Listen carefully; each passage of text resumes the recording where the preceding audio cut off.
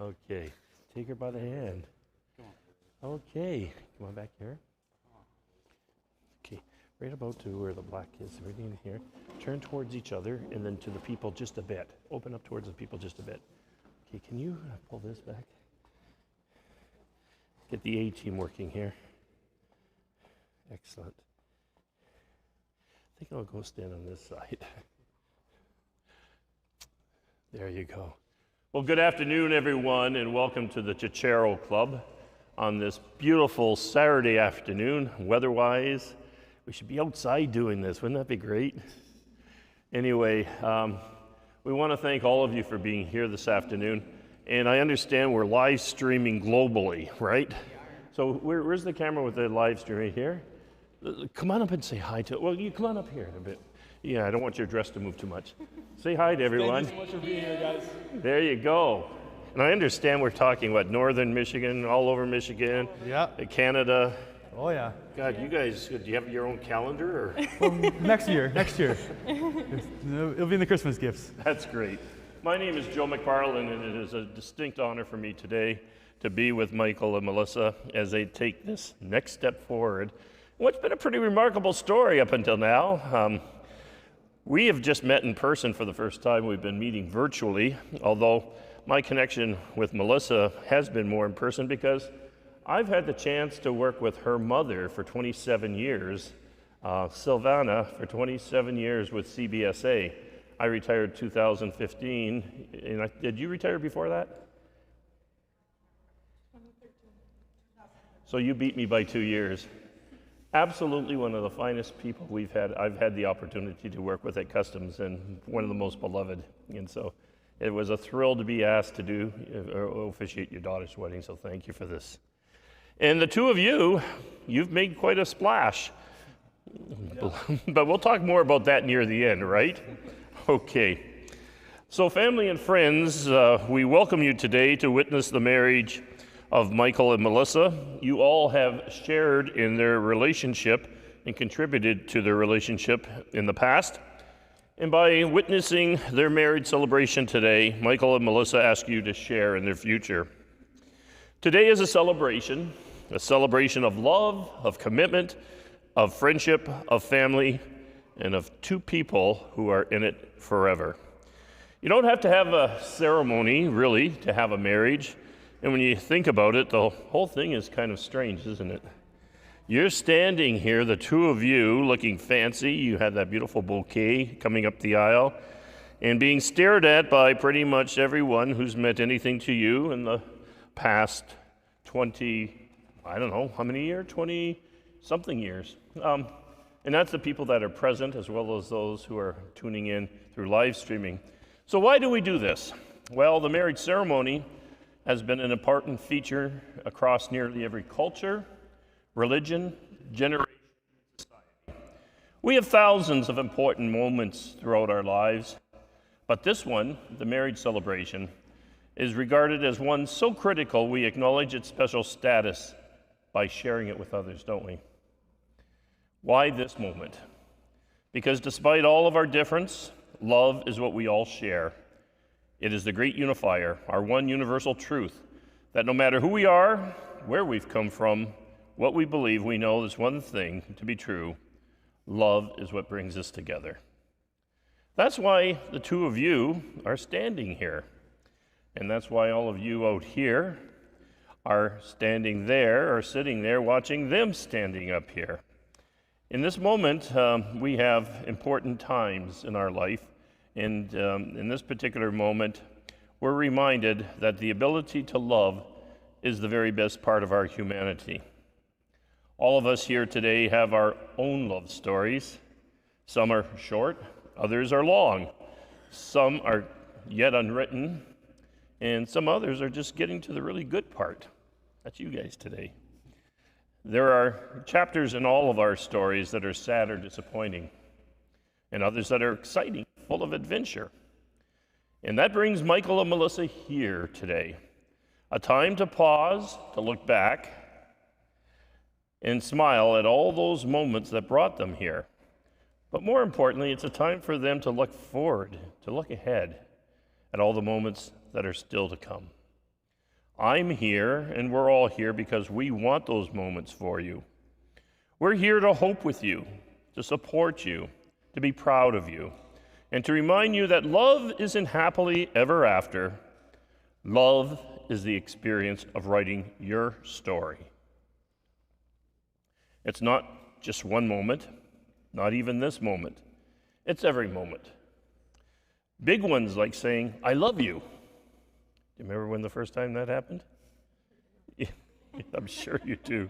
Moving in together, getting engaged. But mostly a million little ones that come in between the big moments.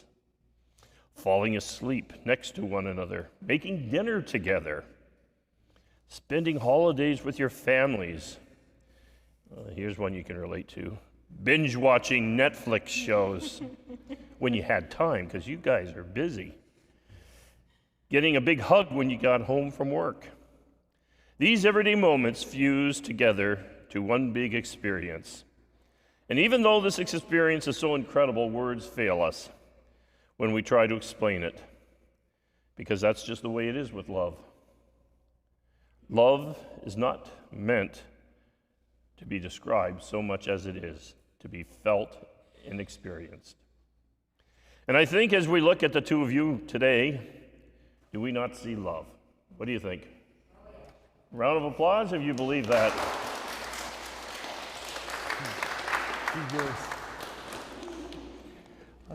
They've chosen a couple of small readings.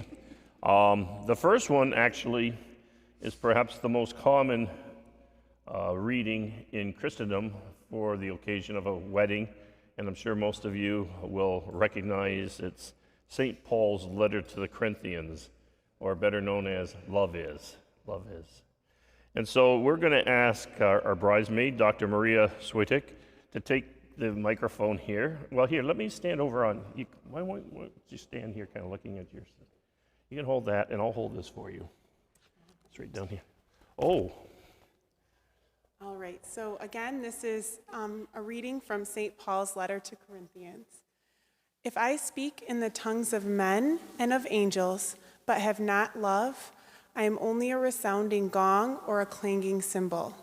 If I have the gift of prophecy and can fathom all mysteries and all knowledge, and if I have faith and can move mountains, but have not love, I am nothing. If I give all I possess to the poor and surrender my body to the flames, but have not love, I gain nothing. Love is patient. Love is kind. It does not envy. It does not boast. It is not proud. It is not rude. It is not self-seeking. It is not easily angered. It keeps no records of wrongs. Love does not delight in evil, but rejoices with the truth. It always protects, always trusts, always hopes, always perseveres. And now these three things remain: faith, hope, and love. But the greatest of these is love. Thank you very much, Dr. Nicely done. I think St. Paul would be happy with the way that was read. Yeah, let me just get rid of this over here. Okay. Now we have a second reading, and this is another one that's quite a beautiful reading. It's not from the Bible, but it's from a famous reading that's used at weddings on a secular basis throughout the world. It's an excerpt from The Bridge Across Forever. How appropriate. We've got one bridge here, and we're working on our second. If only they'd let us over it. So we're going to ask you to just reflect for a moment. I guess I don't need this. A soulmate is someone who has locks that fit our keys and has keys to fit our locks. When we feel safe enough to open the locks, our truest selves step out and we can be completely and honestly who we are. We can be loved for who we are and not for who we're pretending to be. Each unveils the best part of the other. No matter what else goes wrong around us, with that one person, we're safe in our own paradise. Our soulmate is someone who shares our deepest longings, our sense of direction. When we're two balloons and together our direction is up, chances are we have found the right person. Our soulmate is the one who makes life come to life. And that's what we're hoping for the two of you. I don't think I have to ask you, but are you bringing each other to life? Are you going up in the right direction? Yes. Well, we know you've gone down in the right direction, but we'll talk about that again. Underwater, right? Yes. That was a little tease. Okay. So, Michael and Melissa, you're standing here in the rotunda of the Cicero, and it is a bit warm, isn't it? Yeah. I thought it was you and me. It's not just me. He asked before, is it you and me hot, or is it warm in here? I says, yeah, it's kind of stuffy, but anyway, so you're standing here, and I need to know from a legal perspective why the two of you are standing here. So I'm going to ask a question for which there's a two-word answer. It is. So, Michael and Melissa, is it your intention to love and respect one another, to share with each other your joys and sorrows, and all that the future years might bring, and to live in a harmonious, nurturing, loving relationship as husband and wife? It is. Okay. So listen, if you want to put one of those down on the table, you can. Yeah.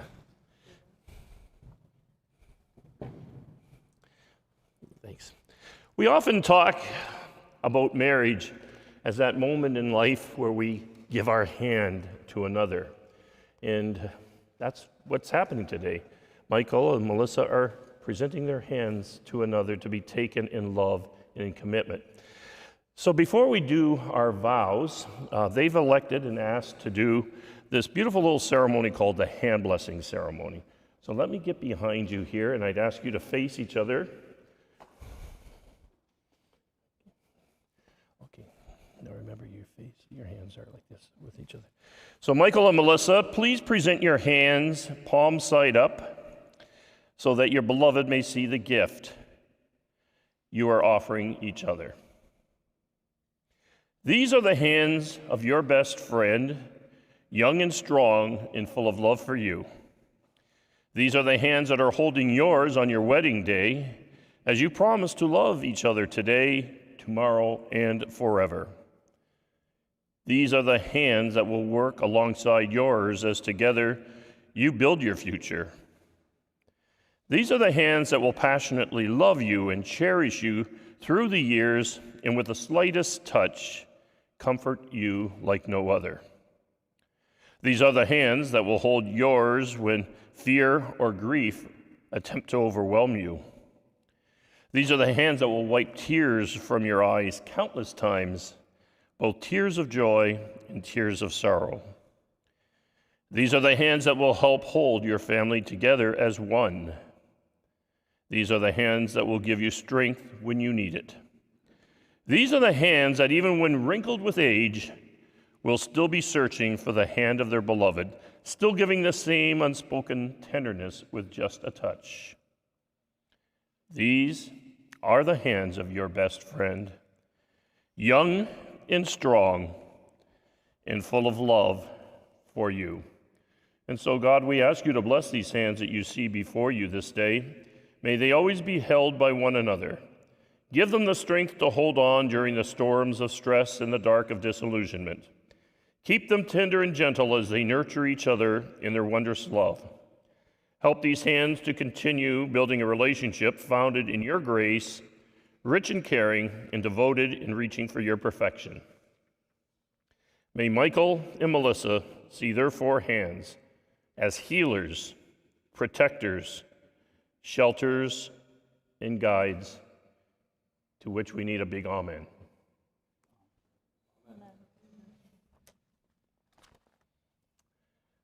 We now are at the point where you are going to promise and commit yourself to one another forever and ever. And on the way here, I did a coin flip.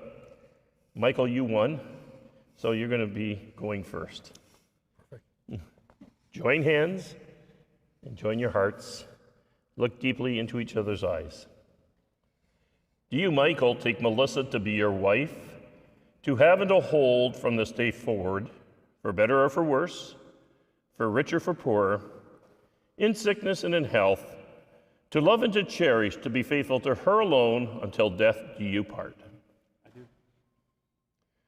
Do you, Melissa, take Michael to be your husband, to have and to hold from this day forward, for better or for worse, for rich or for poor, in sickness and in health, to love and to cherish, to be faithful to him alone until death do you part? I do. Well, Michael and Melissa, may you both continue to pledge to each other to be loving friends and partners in marriage, to talk and to listen, to trust and appreciate one another, to respect and cherish each other's uniqueness and support, comfort, and strengthen each other through life's joys and sorrows. May you promise to share your hopes, thoughts, and dreams as you build your lives together. May your lives be intertwined with your love, keeping you together. May you build a home that is compassionate to all, full of respect and honor for others, but most importantly for each other. May your home be forever filled with peace, happiness, and love. And then the rings, please. Here. Can you just open and hand them to me? Okay. You can give him the box back. Thank you.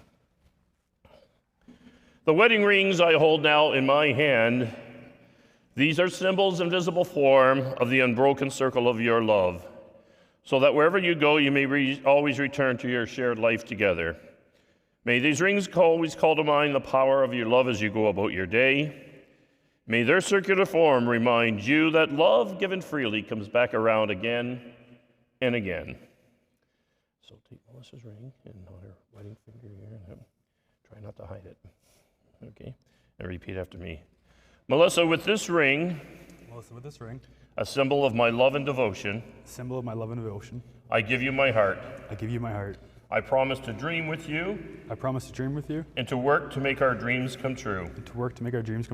Let it always be a reminder of my vows to you.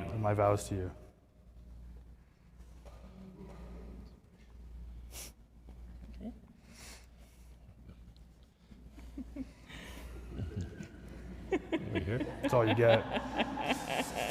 Okay. It's slippery enough, it'll be good. Michael, with this ring, a symbol of my love and devotion, I give you my heart. I promise to dream with you and to work to make our dreams come true. Let it always be a reminder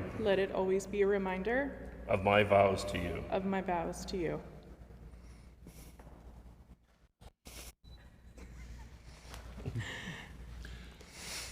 Okay.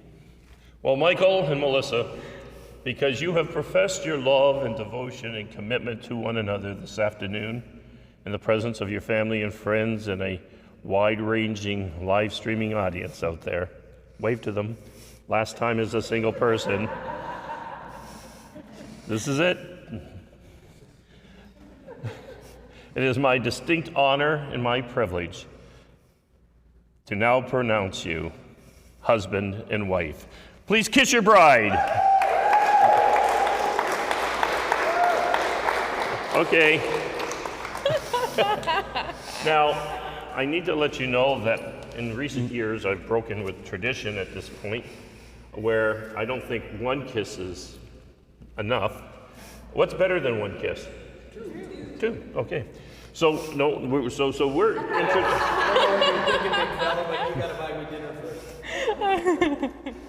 What kind of food do you like? Italian. Okay, me too.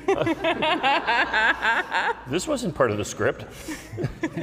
So anyway, there's a twist to this second kiss, and it's Michael's going to dip Melissa. And Michael, the key to a good dip, do not drop the bride. Okay. Now, they're only going to do this with the assistance of our live guests here, because you're going to lead them on a countdown that goes 3, 2, 1, dip. I'm getting out of the way because I want the photographers to totally zero in on the two of you. And you're now on. 3, 2, 1, dip. Hold it, hold it, hold it. Wow! Okay, come on up. You didn't drop me then. I'm 100 for 100. We haven't dropped the bride yet. That was very nicely done. So we're now at a point where we have to take a little time out and sign some papers. That doesn't mean you get to leave or get up and walk around. We're going over to the table there to sign the legal papers, but as we do, first of all, how about a big round of applause for violinist Tino? Thank you, Tino.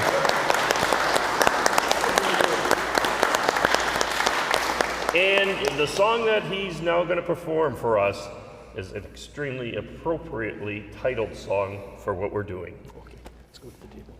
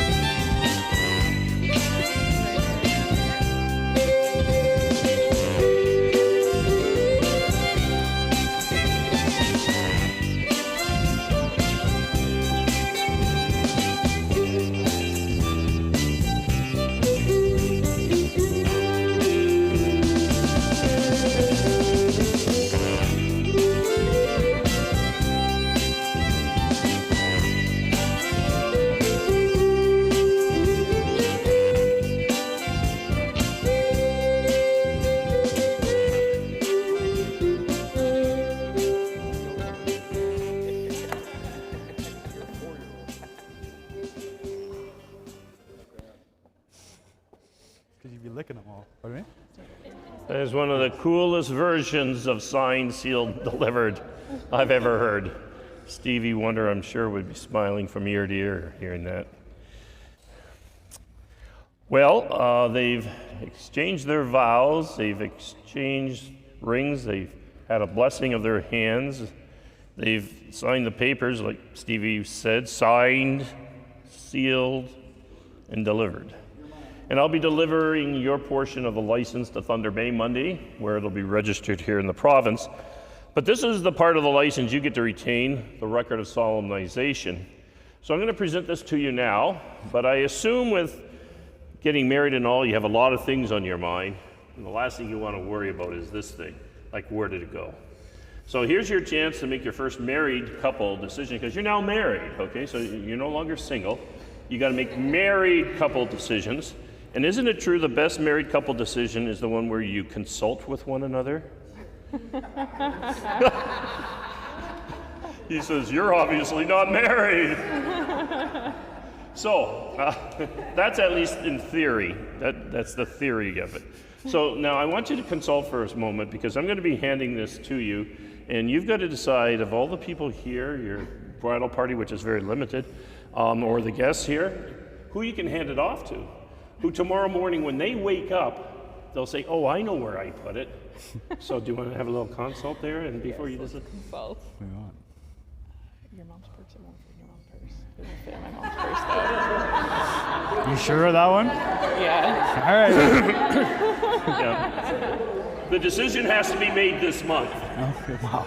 There's a lot of things you gotta do. Okay, Look so at Savannah. We'll give it to Savannah. it's going to mom. This mom. So you get to drink tonight. That's great. Good choice. Either mom is always a good choice. It's very rarely you give it to the best man. Don't forget Italian food. And our final blessing for the two of you. Michael and Melissa, love has set you on a path toward each other and to this moment. Now may the love which has brought you together continue to grow and enrich your lives. May you meet with courage any problems which arise to challenge you. May your marriage be one of ever-growing depth and meaning. And I'm on the wrong one there, isn't it? No, you've chosen the closing blessing, the same one that I read earlier. That's kind of cool. We're of like minds. Let's just say amen. Amen. Amen. Okay, so I gave you a little tease earlier about underwater. Okay, so just as the global pandemic was spreading and wreaking havoc across the world, this adventurous couple decided to jump on a plane and head off to Belize for a scuba diving vacation with several other members of the local dive club. I'm sorry, I'm blocking your view. Let me get up here. I don't want to be blocking your view. Okay. So, at the time, little did they know that this would be one of the last dive trips they go on for several years. Despite Melissa suggesting to cancel the trip due to the pandemic, Michael insisted on going because he had a big plan up his wetsuit sleeve all along. While scuba diving together in Belize, Michael proposed to Melissa underwater. It was the perfect engagement for an avid ocean lover. Following the most incredible fairy tale vacation, the newly engaged couple got on the last flight out of Belize to come home just before the border closed. After surviving 2 weeks of self-isolation together under one roof, post-trip, the couple knew they would have many happy years of marriage ahead. And so, as a result of this, and as a result of them marrying today, we can officially say there are 2 less fish in the sea.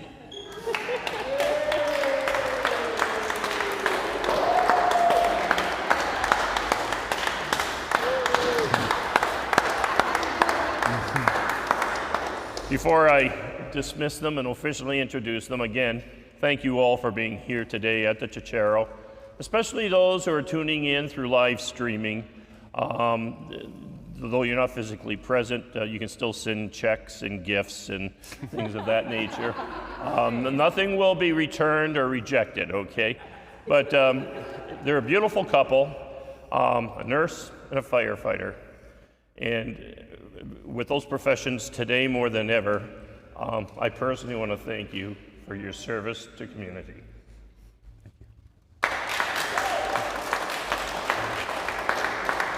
And with that all being said, it is now my distinct honor to one more time introduce to you as an officially married couple above water, Mr. and Mrs. Michael and Mr. and Mrs. Melissa Suley. My eyes are tearing up as they lead the procession out. And thank you, Tino.